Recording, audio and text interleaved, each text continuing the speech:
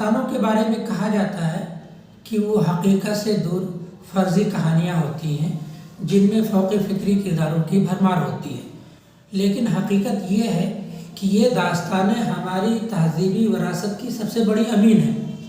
بلکہ اگر یہ کہا جائے کہ ہماری تہذیب اور ثقافت سے سب سے زیادہ جڑی ہوئی جو صنف ہو سکتی ہے تو وہ داستان ہے۔ داستانوں میں کہانیاں بھلے ہی ایران، چین، عرب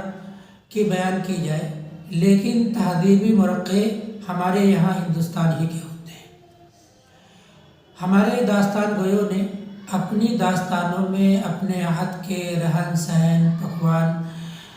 تفریحات، اخلاق و اقدار، توہمات، شادی بیاہ اور دوسری تقریبات میں ادا کی جانے والی رسموں کی ایسی مرقع کشی کی ہے کہ ان کی روشنی میں ہم گزشتہ ہندوستان کی تہذیبی تاریخ مرتب کر سکتے ہیں۔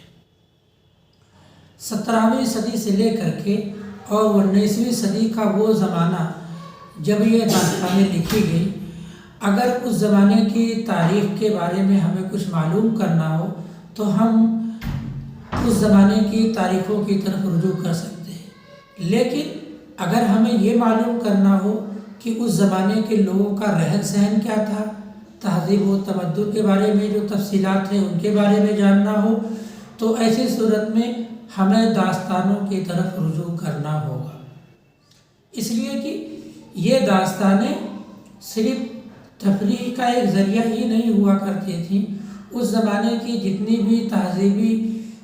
وراثتیں ہوا کرتی تھیں ان کو اپنے اندر سمیٹے ہوئی ہوا کرتی تھی۔ حسن عسکری کا کہنا یہ ہے کہ اگر عبدالحلیم شرر نے گزشتہ لکھنؤ نہ بھی لکھی ہوتی تو قدیم لکھنؤ کی تہذیبی تاریخ داستان امیر حمزہ کی مدد سے مرتب کی جا سکتی تھی۔ ایسا کیوں ہے؟ ایسا اس وجہ سے ہے کہ داستان امیر حمزہ کے اندر جو بھی تہذیبی مرقع ہیں وہ سب کے سب ہمیں تہذیبی لکھنؤ سے ملتے ہیں، یعنی لکھنؤ کی جو تہذیب ہے، جو تمدن ہے، یا لکھنؤ کی جو بھی چیزیں ہو سکتی ہیں وہ سب کی سب ہمیں اس کے اندر مکمل طور پر مل جاتی ہے۔ اسی طریقے سے طلسم ہوشبہ کے بارے میں کہا جاتا ہے کہ اگر اس میں سے ساحلی اور عیاری نکال دیں تو صرف لکھنؤ بچے گا۔ گیان چند جین کا کہنا ہے کہ اردو داستانوں سے لکھنؤ اور دلی کی شاہی تہذیب کی پوری تاریخ مرتب ہو سکتی ہے۔ یہ اصل میں ایسا اس وجہ سے ہے کہ اس زمانے میں جو بھی تاریخ داستان لکھ رہے ہوتے تھے ان کے نزدیک وہ اگرچہ ایران، عرب، چین یا ملک خطر کی بات کرتے تھے، لیکن ان کے سامنے جو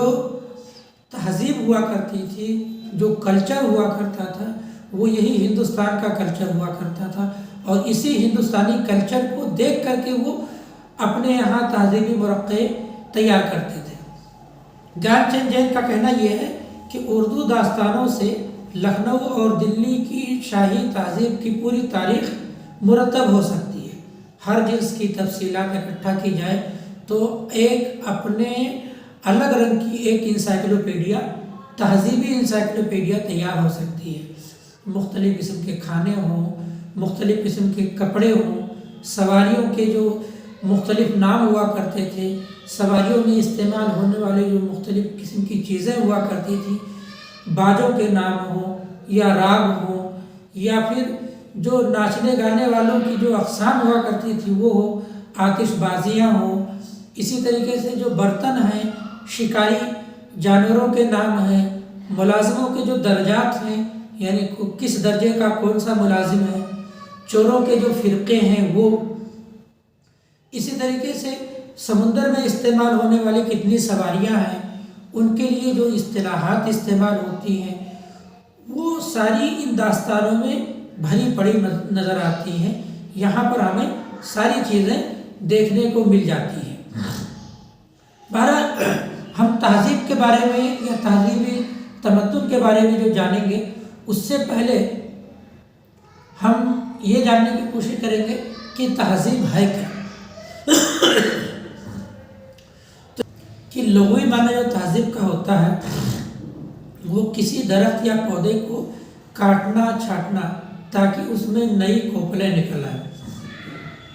ये तहजीब का लग़वी माना होता है। और तहजीब जो इस्तिलाही माने में इस्तेमाल हुआ है वो ऐसा इस वजह से है कि हमें जब अपनी एक सिविलाइजेशन या फिर एक तहजीब के तौर पर अपने आप को दिखाना होता है तो हम खुद से अपने उन आदात व अतवार को छोड़ने की कोशिश करते हैं जो कल्चरल नहीं माने जाते हैं, जो अनकल्चरल माने जाते हैं। तो हम खुद से अपने आप से उन चीज़ों को अलग करने के लिए लग़वी माने मैंने बताया ये है कि किसी दरख्त या पौधे को काटना छाटना ताकि उससे नए कोपलें निकल सकें। तो जो इस्तिलाही माना तहजीब का होता है उससे इसकी मुनासिबत इस तरह से होती है कि हम खुद से अपने आदातों अतवार से उन तमाम चीज़ों को निकाल कर अलग करने की कोशिश करते हैं जिनको अनसिविलाइज्ड कल्चर कहा जा सकता हो या फिर तहजीब से परे माना जाता हो। तो उसी तरीके से जिस तरीके से कोई शख्स कोई माली जो होता है वो दरख्त से उन चीज़ों को निकाल करके अलग करता है जो शाखें बाद में वहाँ से नई कोपलें निकल सकें। अंग्रेज़ी में इसके लिए कल्चर का लफ्ज़ इस्तेमाल होता है। उर्दू में आमतौर पर हम कहते हैं तो शाइस्तगी के माने में तहजीब को इस्तेमाल करते हैं, कहते हैं फ़लाँ शख्स बहुत मुहज़्ज़ब है, यानी उसके अंदर तहजीबी अक़दार पाए जाते हैं। तहजीब को सिविलाइजेशन के माने में भी इस्तेमाल कर लिया जाता है, हालांकि सिविलाइजेशन का जो लफ्ज़ है वो बहुत ही वसी माने में इस्तेमाल होता है। उसके अंदर असल में तहजीब जो है वो कौमों का इज्तिमाई शऊर होता है। तहजीब जो होता है वो किसी कौम का इज्तिमाई शऊर होता है। हर तहजीब का हर माशरे की एक तहजीब होती है, उसका अपना एक कल्चर होता है। हर इलाके के लोग वहाँ के माहौल और जोग्राफियाई हालात के एतबार से अपने कल्चर को मुरतब करते हैं। मिसाल के तौर पर आपके यहाँ कश्मीर का जो कल्चर डेवलप्ड होगा वो कल्चर ऐसा होगा कि जो आपके जो कपड़े होंगे वो ऐसे होंगे जो सर्दियों को बर्दाश्त कर सके। इसी तरीके से आपके यहाँ जो खाने होंगे उन खानों के अंदर भी आप जानबूझ करके उन चीज़ों को शामिल करेंगे जो आपको गर्मी पहुँचा सके। तो हर इलाके का रहन सहन, लिबास और खाना पीना